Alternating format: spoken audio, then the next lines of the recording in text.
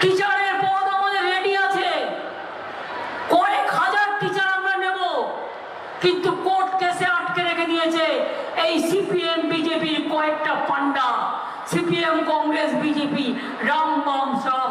তাই ইয়ং ছেলেদের চাকরি বাকরি আটকে রেখে দিয়েছে। তা না হলে প্রায় 60-70 হাজার ছেলে মেয়েরা শুধু স্কুলে চাকরি পেতেন, মনে রাখবেন। রেডি করে বসে আছি, আওয়াজ তুলুন। আমরা চাই যদি কোথাও অন্যায় হয়ে থাকে কোর্ট রেকটিফাই করুক, আমার কোনো নেই, কিন্তু নতুন ছেলে মেয়েরা যাতে সুযোগ পায় তাদের সুযোগ দেওয়ার জন্য অবিলম্বে যে ভ্যাকেন্সিগুলো আছে সেগুলো ফিল আপ করার ব্যবস্থা করতে হবে। তার কারণ আমি চাই ভ্যাকেন্সিগুলো ফিল আপ হলে হাজার হাজার ছেলে মেয়ে টিচারিতেও চাকরি পাবে।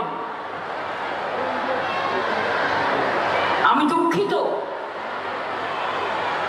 যে কখনো কখনো গভর্নমেন্টের হাত বেঁধে রেখে দেওয়া হয়, কেউ কেউ ভোটে যেতে না কোর্টে চলে যায়। কোর্টের প্রতি আমার সম্মান আছে, আমি কোনো জাস্টিস সম্বন্ধে বলতে চাই না, বলা যায় না, জাজমেন্ট সম্বন্ধে ক্রিটিসাইজ করা যায়, এটা নিয়মে আছে।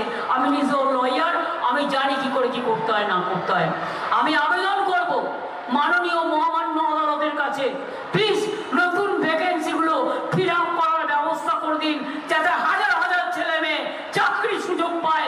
আমরা চাই তাদের চাকরি রেডি আছে, কিন্তু চাকরিটা করতে। এছাড়াও বিভিন্ন দপ্তরে প্রচুর লোক নেওয়া হচ্ছে, আপনারা নজরে রাখবেন।